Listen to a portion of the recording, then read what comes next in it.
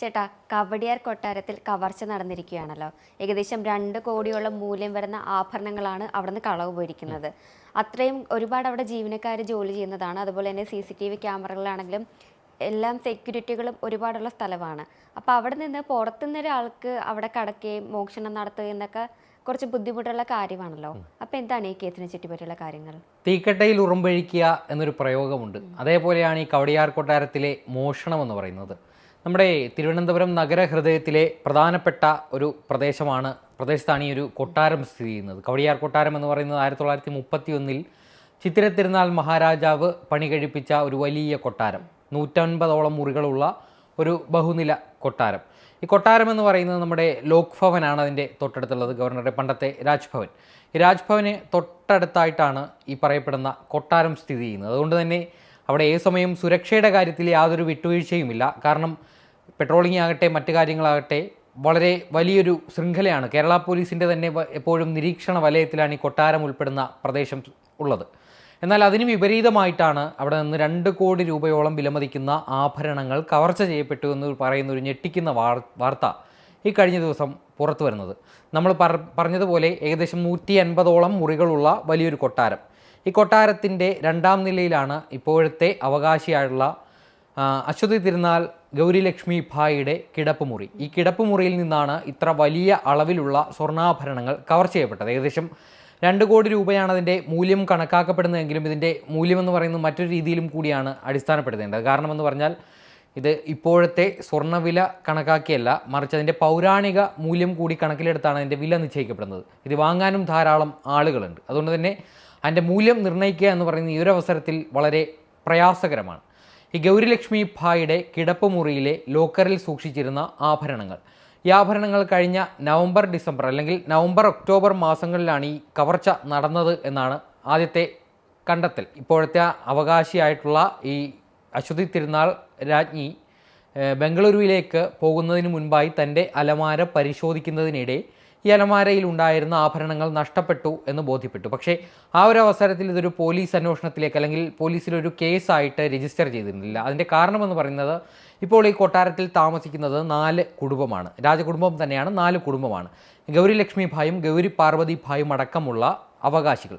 ഈ അവകാശികളുടെ മറ്റ് കുടുംബങ്ങൾ എന്നിങ്ങനെ വലിയ ഒരു കുടുംബ വേരുകളാണ് ആ കൊട്ടാരത്തിൽ നിലവിൽ താമസിക്കുന്നത്. അതോടൊപ്പം തന്നെ 40ഓളം ജീവനക്കാരും ഈ ഒരു കൊട്ടാരത്തിൽ ജോലി ചെയ്യുന്നുണ്ട്. രാജ്ഞിയുടെ മുറിയിൽ നിന്ന് കവർച്ച ചെയ്യപ്പെട്ടു എന്ന് കരുതുന്ന സ്വർണ്ണാഭരണം ആദ്യഘട്ടത്തിൽ ഇത് പരസ്പരം രാജകുടുംബമാണ്, അപ്പോൾ ആ ഒരു സ്വർണ്ണാഭരണങ്ങൾ പരസ്പരം അങ്ങോട്ടും ഇങ്ങോട്ടും കൈമാറ്റം ചെയ്യാറുണ്ടായിരുന്നു അത്രേ. അങ്ങനെ താൻ ഉപയോഗിച്ചിരുന്ന സ്വർണ്ണാഭരണങ്ങൾ ആ കുടുംബത്തിൽ മറ്റാരെങ്കിലും ഉപയോഗിക്കാനായിട്ട് എടുത്ത് മറ്റേതെങ്കിലും അലമാരയിൽ വെച്ചതായിരിക്കാമെന്നൊരു കണക്കുകൂട്ടലിലായിരുന്നു ആദ്യം ഇത് ഒരു പോലീസ് അന്വേഷണം അല്ലെങ്കിൽ പോലീസ് കേസായിട്ട് രജിസ്റ്റർ ചെയ്യാതിരുന്നത്. എന്നാൽ ആഭ്യന്തര തലത്തിൽ രാജകുടുംബം തന്നെ ആഭ്യന്തര തലത്തിലൊരു അന്വേഷണം അവിടെ നടത്തിയിരുന്നു. എന്നാൽ അതിൽ യാതൊരു തുമ്പും കിട്ടാതെ വന്ന അവസരത്തിലാണ് കേരള പോലീസിൻ്റെ മുൻപാകെ ഈ ഒരു കേസ് എത്തുന്നത്. അതിന് മുൻപ് തന്നെ പോലീസിലെ ഉന്നത ഉദ്യോഗസ്ഥരോട് ഈ വിവരം പറഞ്ഞിരുന്നു, വാക്കാൽ പറഞ്ഞിരുന്നു. എന്നാൽ ഇതൊരു FIR ആയിട്ട് ഇട്ടിരുന്നില്ല. അങ്ങനെ കഴിഞ്ഞ മാർച്ച് 13 ഈ ഗൗരിലക്ഷ്മി ഭായ് സംസ്ഥാന പോലീസിൻ്റെ മേധാവിയായ DGPയുമായിട്ട് കൂടിക്കാഴ്ച നടത്തുന്നു. DGPക്ക് മുൻപാകെ കൊടുക്കുന്ന പരാതിയിലാണ് പേരൂർക്കട പോലീസ് സ്റ്റേഷനിൽ ഈ ഒരു കേസായിട്ട് രജിസ്റ്റർ ചെയ്തിരിക്കുന്നത്. എന്നാൽ ഇതിന് ധാരാളം വെല്ലുവിളികളുണ്ട്. കാരണം അതീവ സുരക്ഷാ മേഖലയായ ഒരു കൊട്ടാരത്തിലേക്ക് പെട്ടെന്നൊരു സാധാരണക്കാരന് കടന്നു ചെല്ലാൻ കഴിയുന്നതല്ല. കാരണം ഒരു പാതയുടെ ഒരു അരികിലായിട്ടൊരു വലിയ കൊട്ടാര ഗേറ്റ്, ഈ കൊട്ടാര ഗേറ്റ് കടന്നു പോകണമെങ്കിൽ തന്നെ കടുത്ത സുരക്ഷാ ചെക്കിങ് മറികടന്ന് വേണം അങ്ങോട്ടേക്ക് പോകാൻ.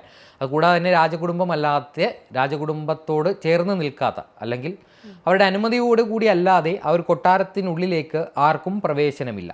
അങ്ങനെയുള്ളൊരു സ്ഥലത്ത് എങ്ങനെയാണ് പുറത്തു നിന്നൊരാൾ വന്ന് ഇത്ര വലിയൊരു കവർച്ച ചെയ്തു പോകുന്നത് എന്നൊരു ചോദ്യം പോലീസിനെ കുഴക്കിയിരുന്നു. എന്നാൽ ഇത് കൊട്ടാരവുമായി ബന്ധപ്പെട്ട് നിൽക്കുന്ന ആരെങ്കിലുമാണ് ചെയ്തത് എന്നുള്ളൊരു നിഗമനത്തിൽ തന്നെയാണ് പോലീസ് അന്വേഷണം പുരോഗമിക്കുന്നത്. അതിൻ്റെ കാരണമെന്ന് പറയുന്നത് ഇത്രയധികം ജോലിക്കാരുണ്ട്, എല്ലാവർക്കും ഇടപഴകാൻ പറ്റുന്ന സാഹചര്യമാണ് ആ കൊട്ടാരത്തിനുള്ളിലുള്ളത്. പുറത്തു നിന്നൊരാൾക്ക് സാധ്യമല്ല. എന്നാൽ പോലീസിന് മുന്നിൽ മറ്റ് ചില സംശയങ്ങളുമുണ്ട്. കാരണം ഈ ഗൗരിലക്ഷ്മി ഭായിയുടെ പുത്രനായിട്ടുള്ള ആദിത്യവർമ്മ നമുക്കൊക്കെ സുപരിചിതനാണ്. അദ്ദേഹം നമ്മുടെ ഒരുപാട് ചാനലുകളിലൊക്കെ അദ്ദേഹത്തിൻ്റെ ഇൻ്റർവ്യൂ വന്നിട്ടുണ്ട്. ഈ ഇൻ്റർവ്യൂവിൻ്റെ ഭാഗമായിട്ട് ഈ കൊട്ടാരം വ്ളോഗിങ് എന്ന് പറയുന്നൊരു കാര്യം കുറച്ച് നാൾ മുൻപ് ട്രെൻഡിങ് ആയിരുന്നു. ഈ ആര് വൈറലാണെങ്കിലും അവരുടെ വീടുകളിലൊക്കെ പോയി ഒരു ഹോം ടൂർ നടത്തുന്നൊരു പ്രവണത നമ്മുടെ യൂട്യൂബർമാർക്കിടയിലുണ്ട്. അങ്ങനെ യൂട്യൂബർമാരുടെ വലിയൊരു സംഘം ഈ ഒരു കൊട്ടാരത്തിലേക്ക് കഴിഞ്ഞ കുറച്ച് മാസങ്ങൾക്ക് മുൻപ് എത്തിയിരുന്നു.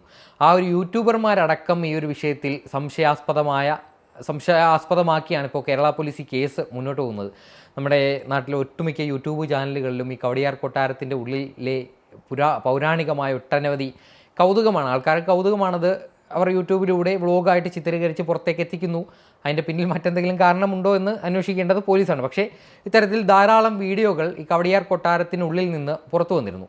ആ ഒരു സമയത്താണോ ഈ കവർച്ച നടന്നിരിക്കുന്നത്, അല്ലെങ്കിൽ ഈ കൊട്ടാരവുമായി ബന്ധപ്പെട്ട കുറേ ആളുകൾ വിദേശത്ത് നിന്ന് അടക്കം കൊട്ടാരത്തിൽ സന്ദർശനത്തിനായി എത്തിയിട്ടുണ്ട് എന്ന് പറയപ്പെടുന്നു. പക്ഷേ സാധാരണക്കാർക്ക് അവിടെ പ്രവേശനം ഇല്ലാത്തൊരു സാഹചര്യം കൂടിയാണ്. അപ്പോൾ യൂട്യൂബർമാരെയും അതോടൊപ്പം കൊട്ടാരത്തിൽ ഈ കവർച്ച നടന്നു എന്ന് പറയപ്പെടുന്ന സമയപരിധിക്കുള്ളിൽ വന്ന് സന്ദർശകരെ ഉൾപ്പെടെ വലിയൊരു ലിസ്റ്റ് തയ്യാറാക്കിയാണ് പോലീസ് ഇപ്പോൾ ഈ ഒരു അന്വേഷണം പുരോഗമിക്കുന്നത്. ഇനിയിപ്പോൾ ഒരുപാട് വെല്ലുവിളികളും ഇതിൻ്റെ പിന്നിലുണ്ട്. അതിൻ്റെ കാരണമെന്ന് പറയുന്നത് ഇത് കവർച്ച നടന്നു എന്ന് പറയപ്പെടുന്ന ഈ ഒക്ടോബർ നവംബർ മാസങ്ങളിൽ ആണ്. ഏതാനും നാളുകൾ പിന്നിട്ടിരിക്കുന്നു. അപ്പോൾ ആ സമയത്ത് CCTV ദൃശ്യങ്ങൾ അല്ലെങ്കിൽ ശാസ്ത്രീയ തെളിവുകളൊക്കെ ശേഖരിക്കാൻ പോലീസിന് മുന്നിൽ ധാരാളം പ്രതിസന്ധികളുണ്ട്. ഇപ്പോൾ വിരലടയാളം എന്ന് പറയുന്നത് പലരും പരസ്പരം കൈമാറുന്ന അല്ലെങ്കിൽ അലമാരയാണ് കിടപ്പുമുറിയിലേത്. അപ്പോൾ ആ ഒരു അലമാരിയിൽ എത്ര പേരുടെ ഫിംഗർ പ്രിൻ്റ് ഇത് കഴിഞ്ഞ് പതിഞ്ഞിട്ടുണ്ടാകും. ഒരുപക്ഷേ ഈ ഒരു കവർച്ച രാജകുടുംബത്തിൻ്റെ ശ്രദ്ധയിൽപ്പെടുന്നതിന് ഒരുപാട് നാളുകൾക്ക് മുൻപാണ് ഇത് കവർച്ച ചെയ്യപ്പെട്ടതെങ്കിൽ ആ ഒരു വിരലടയാളം കണ്ടെത്തുക എന്ന് പറയുന്നത് പോലീസിനെ സംബന്ധിച്ച് അസാധ്യമായ ഒരു കാര്യമായിരിക്കും. അതുകൂടാതെ തന്നെ ഈ ഗൗരിലക്ഷ്മി ഭായിയുടെ മൊഴി എന്ന് പറയുന്നത് 10 ദിവസങ്ങൾക്ക് മുൻപ് താൻ ഈ കൊട്ടാരം പരിശോധിക്കുമ്പോൾ അല്ലെങ്കിൽ തൻ്റെ കിടപ്പുമുറിയിലെ ഈ ഒരു അലമാരി പരിശോധിക്കുമ്പോൾ അതിനകത്ത് തൻ്റെ സ്വർണ്ണാഭരണങ്ങളൊക്കെ ഉണ്ടായിരുന്നു എന്നാണ് പറയപ്പെടുന്നത്. അപ്പോൾ അതിൻ്റെ ഇടയിൽ ഈ കവർച്ച നടന്നു എന്ന് പറയപ്പെടുന്ന അതിൻ്റെ 10 ദിവസങ്ങൾക്കുള്ളിൽ അതിനകത്ത് എന്താണ് സംഭവിച്ചത്, അല്ലെങ്കിൽ ഇത് പെട്ടെന്ന് 40 പവനോളം വരുന്ന സ്വർണ്ണാഭരണങ്ങൾ അവിടെ നിന്ന് കവർച്ച ചെയ്യപ്പെട്ടു എന്നാണ് പറയുന്നത്. അപ്പോൾ പെട്ടെന്നൊരാൾക്ക് ആ കൊട്ടാരത്തിലെ അന്തേവാസികളുടെ കണ്ണ് വെട്ടിച്ചുകൊണ്ട് ഇത്ര വലിയൊരു അളവിലുള്ള സ്വർണം പുറത്തേക്ക് കടത്താൻ സാധിക്കില്ല. അങ്ങനെയെങ്കിൽ അവിടെ ജോലി ചെയ്യുന്ന ആരെങ്കിലും കൈവശപ്പെടുത്തിയാൽ ഇത് പല തവണകളായിട്ട്, ഒരു തവണയല്ല കുറച്ചായിട്ട് കൈവശപ്പെടുത്തി കൊണ്ടുപോയതായിരിക്കുമോ എന്നൊരു സാധ്യതയും പോലീസ് അന്വേഷിക്കുന്നുണ്ട്. അതോടൊപ്പം തന്നെയാണ് സ്ട്രെയിഞ്ച് ആയിട്ടുള്ള മറ്റൊരു കാര്യം എന്ന് പറയുന്നത് ഈ കിടപ്പുമുറിയിലെ മറ്റൊരു അലമാരയിൽ സൂക്ഷിച്ചിരുന്ന സ്വർണ്ണാഭരണങ്ങളൊന്നും കവർച്ച ചെയ്യപ്പെട്ടിട്ടില്ല എന്നുള്ളതാണ്. ഈ ഒരു അലമാരിയിൽ തന്നെ മറ്റ് സ്വർണ്ണാഭരണങ്ങളും ഉണ്ടായിരുന്നു, എന്നാൽ അതൊന്നും ഈ മോഷ്ടാവ് തൊട്ടിട്ടില്ല. അപ്പോൾ പലതവണയായിട്ട് കവർച്ച നടത്തി പെട്ടെന്ന് എല്ലാം കൂടി എടുത്തുകൊണ്ട് പോകാൻ പറ്റില്ല എന്ന് ഉറപ്പാക്കി പലതവണയായിട്ട് ആ ഒരു കവർച്ച മുന്നോട്ട് കൊണ്ടുപോയി എന്നായിരിക്കും പോലീസിൻ്റെ അന്വേഷണത്തിൽ വരിക. അങ്ങനെയെങ്കിൽ ഇത്ര അളവിലുള്ള ഒരു സ്വർണം പല തവണയായിട്ട് അവിടെ നിന്ന് കടത്തിക്കൊണ്ടുപോയതായിരിക്കാനാണ് സാധ്യത. പക്ഷേ പോലീസിന് മുന്നിൽ വെല്ലുവിളികൾ എന്ന് പറയുന്നത് രാജകുടുംബമാണ്. രാജകുടുംബം പ്രത്യേക അഭ്യർത്ഥന വെച്ചിട്ടുണ്ട്.